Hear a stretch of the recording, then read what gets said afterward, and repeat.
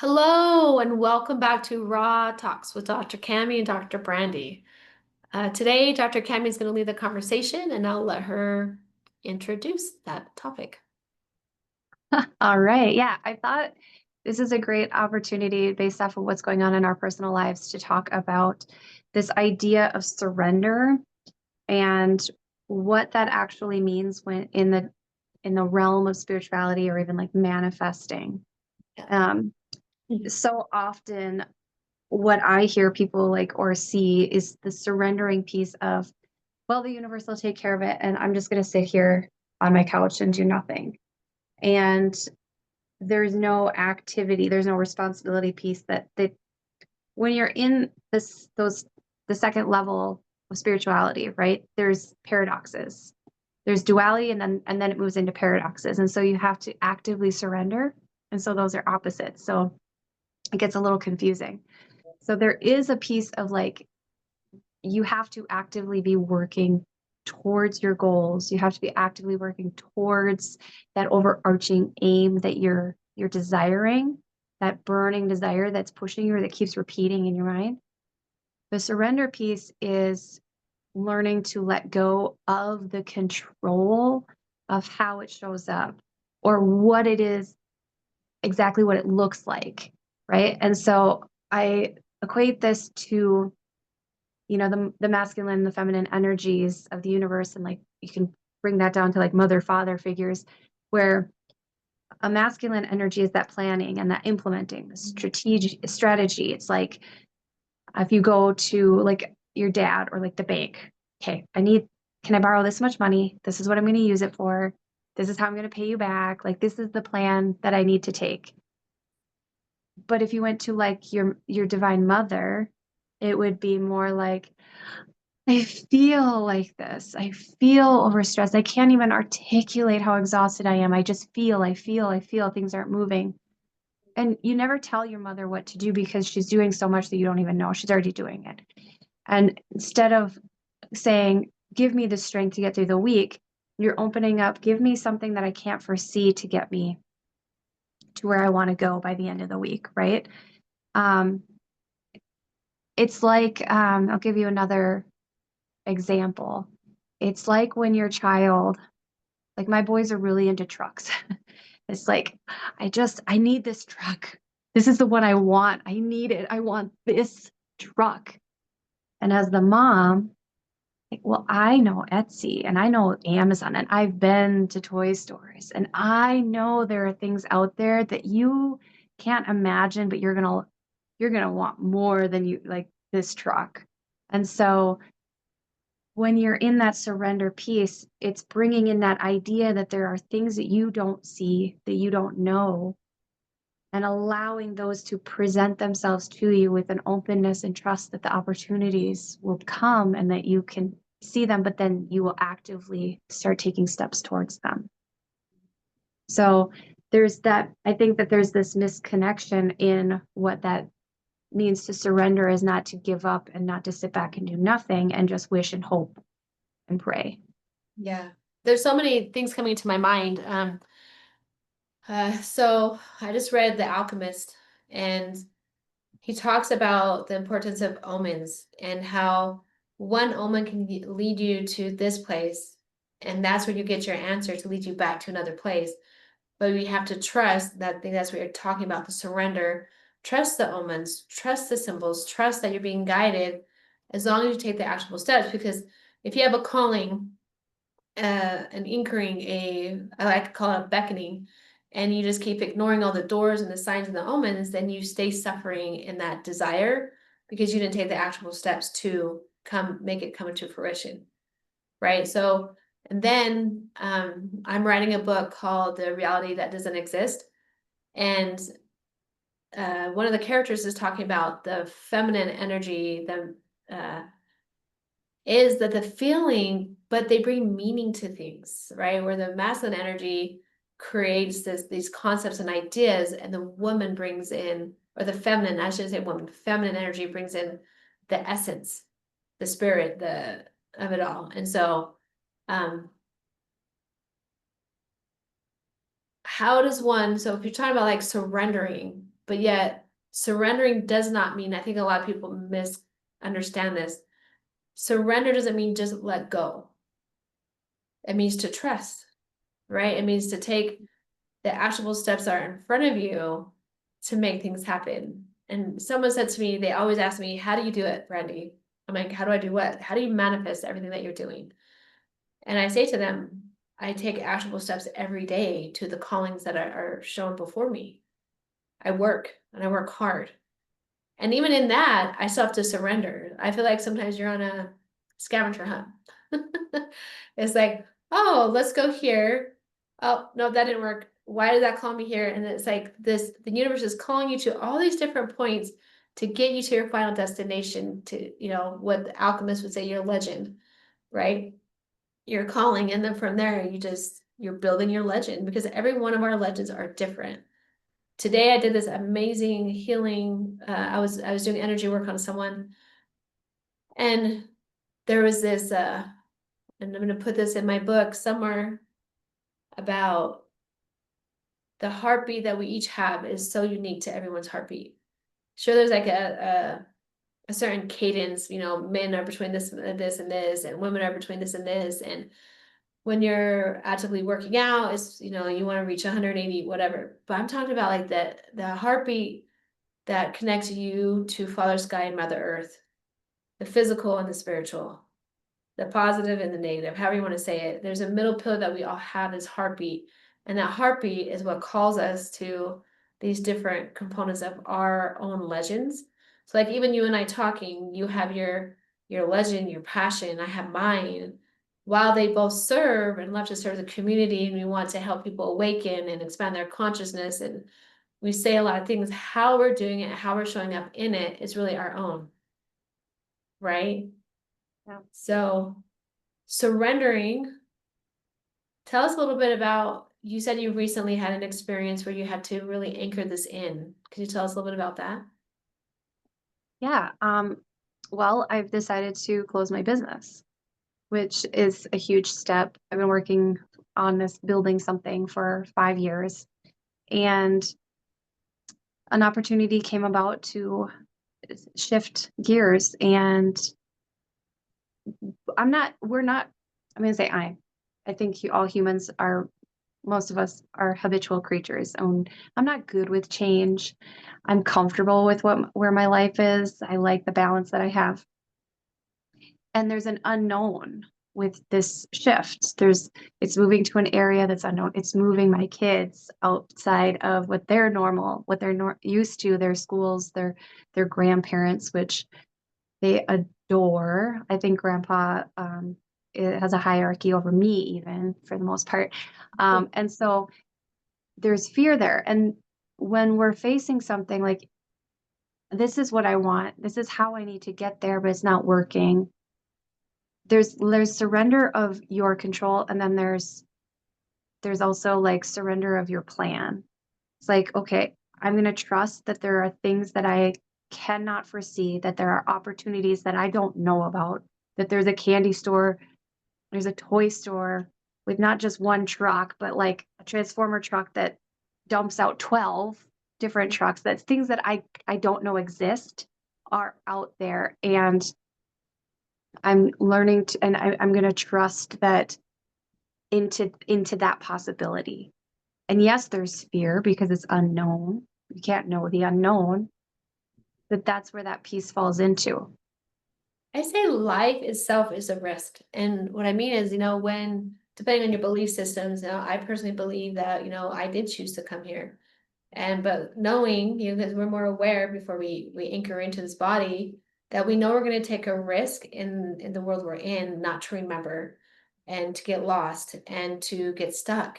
And so with anything is, there's a risk to it. Like if there's a calling for you, I know there's more, I know I'm supposed to do more, it's supposed to be bigger.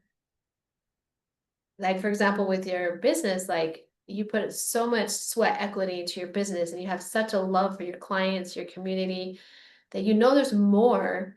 And then was the opportunity showed us a door, and it's a door that you get to step through, and a risk you get to take, because it's going to fill gaps, it's going to expand your knowledge of serving in a different capacity that someone else created, but yet you have an opportunity to create within as well and beyond. But in order to do that, just like when you come here and you know you're going to risk forgetting who you are, like, are we all not remembering who I am? Who am I? I don't know if a single human that doesn't say, who am I? I'm not myself, or I am myself. It's all around the I am presence, right?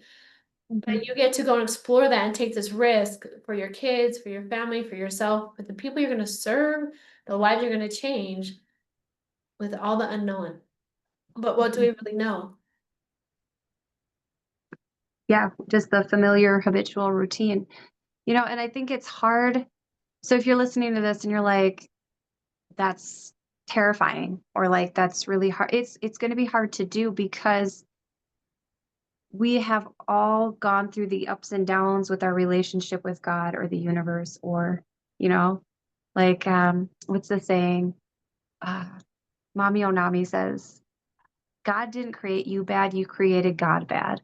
Because Yeah. we have a relationship that's more based off of our human relationships.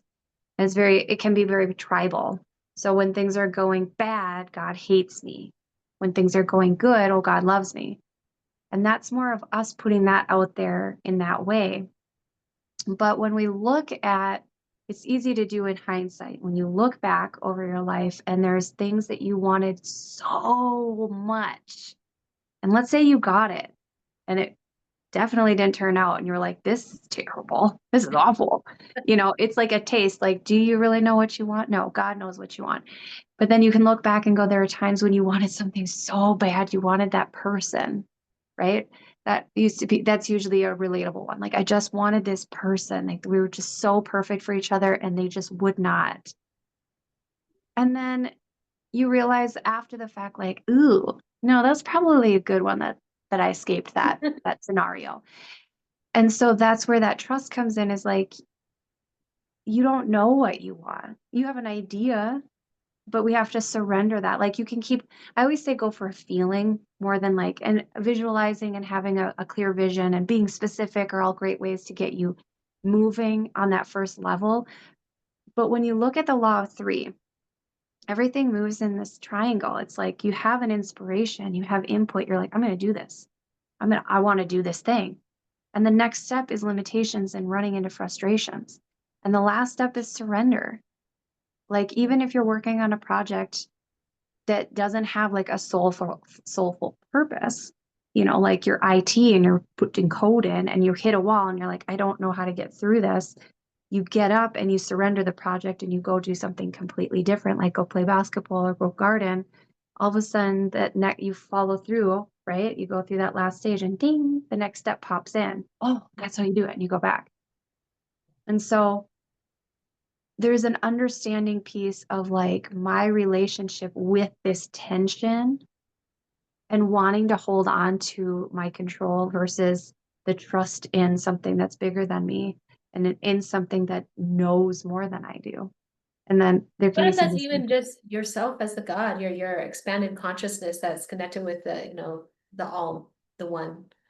But it's trusting yourself from a higher perspective.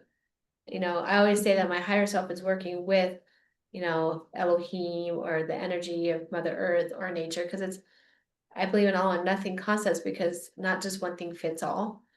But I trust that I have my own back from a different perspective. And that different perspective is, in alignment with my spiritual, I call it my spiritual support system. I have a spiritual support system and I have a physical support system.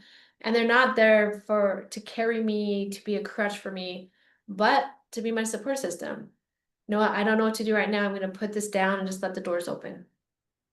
Put away desperation. Like I've told myself to do nothing out of desperation, because it was, so before I take a step into something, I'll say, am I doing this out of desperation? And if I feel a block, then I don't do it, because if it is out of desperation, like you said, like, I really want this person, I really want this job, or I really want this. But then there's another step. That's just a step towards what we have agreed for ourselves to have. People will say our lives are, predestined. It's like, eh, So I say, imagine this, you're sitting at this table with your angels, your guides, your support system, and they're like, so what experience you want to have on Earth, and what is your role on Earth? And you tell them, this is my role, this is what I can do, this is what I want to help with, and then the support system's like, yes, you can do this, or no, um, or yeah, what can we do to help you? What do what's my role going to be? Oh, this is going to be your role. So we have put together our plan with God or Elohim or Christ consciousness, um, or even there might be even more than that. Like all these different labels that we have, we're all talking about the same thing using different language, but we feel the same thing, that we are greater than our physical selves. That we know there's more. I know for some that's not necessarily true. They don't feel like there's more, and that's okay too. But it's like this.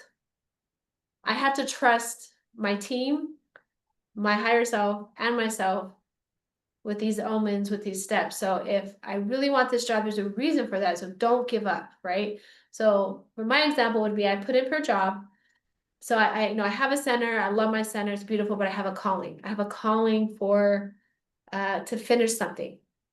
And so I put in for this one job, I got it, and then I got this calling, well, you're supposed to be doing this. So I was like, weird. So I followed it, but I took the risk because I was only here for a few months, which is not good on paper.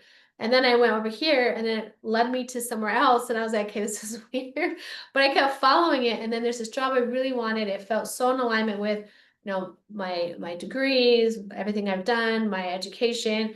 Didn't even get a first interview. Just was like, nope, we already picked someone. And then you're like, oh gosh, the world is so hard because 90% of the time they already picked someone. They already have someone in place. So therefore you never had a chance in the first place. So it's like this little carrot they dangle because they do that networking. It's just life. It's just gonna happen. Don't get, it is what it is. So then it's like, okay, I gotta put it down because I felt so much peace with that. So then where's the next door? And so I know the beckoning, the calling is still there. And I go, well, why don't you just focus on your center? But that calling isn't letting up. It's not relinquishing. So now it's like, okay, just put it down. If a door opens, take a step. And then keep doing what you're doing, because what else is there? But if I put that beckoning down and or this morning I was doing a meditation on it, and one of my guides, my angel, my dad passed a while ago, and he's like, the first thing he popped up in the door and goes, don't give up. And I was like, okay. And then Buddha came in, stay still. Okay. Just staying still. This is like surrendering, right? Just, you're not going to give up. You understand there's omens. You understand there's doors. You're doing the work. Keep doing it. You'll land where you need to land. And if you read The Alchemist, and I'm not going to say it because it would give up the story, and I just don't want to do that. So read the story. It's really good about talking about this and the trust, and how when people don't listen to that calling, there's regret later, right? When they don't surrender to, yeah, I might have to take this journey and take this risk. And for you, it's the journey of leaving an hour and a half away from your parents, their grandparents, because there's this risk that you're taking, the surrendering that you're doing, because it's going to create a space that you've been asking for your family. This abundance of, I would say, health, wealth, family, friends, but what you're doing isn't creating that, because the universe is trying to show you from your higher self, hey, take this risk. And I know at first you had this resistance, and you're going to get that, right? When you get ready to surrender, there's this resistance. We start to have these negative thought patterns like, are you lying to yourself? Are you not good enough? All these negative thought patterns that I think enter your negative portals in your brain, you had that resistance, and when you were talking to me, be like, I don't know if I want to do this, but it was mostly fear-based. And then when the opportunity really came and showed itself, the sense from what you told me, I think, is the sense of peace came over, like, this will work. Because you held a boundary, you held a standard, and then you took a breath. And that was, would you call that surrendering in that moment? Yeah, it was interesting because when you look at, we have like 4 centers that are like making us move and communicate. We've got a movement center, got intellectual, because the mind doesn't work right now, intellectual. We got emotional, and we have instinctual. So instinctual is all the stuff that we don't really know, like the digestion and breathing and things we don't have to pay attention to. But we have the emotional, the intellectual, and the movement kind of like don't agree, and they take over each other's jobs a lot of the times. And the intellectual can like completely take over anything. Like, let's say you are walking home and you've taken this route a million times to your movement centers, like in its flow, and you get a feeling like I should not go down this alley or I should not take this turn. And your intellectual center is going, just be quiet. Like, you're fine. You're being ridiculous. And your movement center is like, yeah, we've been doing this we've always done this. And you go, but you feel worse and worse and worse as you go. Like your emotional center is trying to talk to you. And Mhm. so you're having like almost four kids like screaming at you all the time, and they're doing they're taking each other's jobs and all this stuff's going on. And so when you start the practice of like, which center is in charge right now, is being the loudest, and start distinguishing a lot of that stuff. And you start to, you said, who am I? When you ask that question, you're going to get a lot of who am I not? And a lot of these internal narratives and that negative thought starts coming out, and that emotional body that you come home to. And so for me, I love my practice. I love what I'm doing. I love the blend of it all and the freedom of it all. So financially, it's a better move for us to do this move to Mayo. So um and even when I applied, I was crying because I was like, I don't want to give up what I know and what I'm doing. What But I if was what you know and what you're doing is part of your long-term legend? right. Yeah. The And it like knowing's there. that opportunity opens up there a lot more. The connections and the availability to be seen where it's not really here. But it was interesting for me to go through speaking a lot. Like I would talk to myself in the shower or in the car and let a lot of that narrative come out, because that's how you separate this. That's not true. Yeah, Like these things like uh this is a fear-based story that I'm telling myself based off of my history of working a yeah. job that was similar to this. So that's a fear-based story, and recognizing that fear-based story and then moving through the process of, I'm going to surrender this and just see what opportunities present itself. I'm going to surrender these negative ideas or this negative narrative, and I'm going to go to I'm going to go toward the campus, and I just want to be there. I just want to be there and see what it feels like. And I felt safe and I felt excited. And then driving home, I was all like, oh, this is going to be great. Oh my God. And I had the fear again, and like going through the cycle of like, okay, you know, um, and just allowing it to move through, and recognizing those things in between. Those are the tools that I used was, okay, well, this is an emotional center panicking, the intellectual center is trying to like the logic and the emotion. And when we talked about it, my husband's very logical and I'm very emotional. And I'm like, all the cons for the list are emotional. Yeah. And working through the intellectual, like all those centers, right? And the movement center, we won't go into that, but those processes, and then expressing what's going on inside of you, because you can hold it together all you want, but if there's something going on in here, it's cycling through. And so I would just talk, and sometimes I was like in the shower cussing and like, we're gonna like, because do I need a nanny? Well, if I have a nanny and a cleaning, like, what's my purpose? My worth? What am I worth? Because all my tasks right now are going to be taken by, all of this stuff. And as I'm saying it, it's like, well, that's silliness. Those are just fear-based things coming up. And so that surrender piece is also just acknowledging that what I'm trying to control is is not in essence who I am, because it's just patterns based off of my experiences from other places that don't need to apply to this anymore.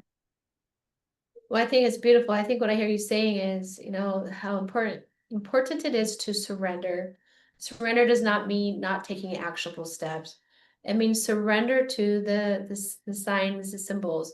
But sometimes through surrendering, you have to, as a human, talk to these different parts of yourself, like you said, the emotional, the mental, the intellectual, and or you said movement, maybe. Movement. Yep. Movement and instinctual. Movement, yeah, and instinctual, and to just have them, give them a voice. It's kind of like parts work. You give them a voice, they talk about it, and then it's really, if you can get them in alignment, then it's gonna create more of an internal team. Like we have the spiritual team, physical team, but then you have your own internal team. So these voices, these parts of you, these, like you said, and so then you let them have a voice because it helps them surrender and trust themselves to the process. Is what I'm hearing you saying. Yeah, it helps put them back in line, like in their own lanes, I think a little bit too. That's a good way to say it. Just- Yeah. Yeah. Well, would you have any last words for our audience? I just want to say that I think this stuff probably all sounds like a lot to process, and they might be new ideas, especially since they're words that you've heard plenty of times and maybe you've been trying to apply them and it's just not working. And so now this is a whole new whirlwind of things. So, that's why we do what we do, is to help people process that, because we've done all of the work initially to learn these And things. still doing it, yeah.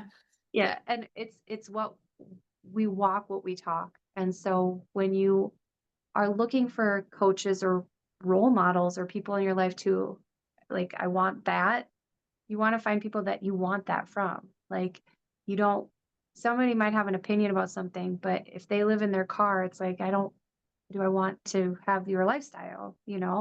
So when you're looking for teachers, make sure they speak your language and that they have what you want and they've been where you've been or where you are, so that you feel like you have growth with them. Yeah. And someone who's willing to help you step into your power and move beyond it. That step into Essential. it and move beyond it. Yeah. So again, I am speaking with Dr. Cami, and I am Dr. Brandee. You can like and subscribe and share if you think someone does need this concept of surrendering. We would love to answer any questions that you post, so make sure you post because I do check the post.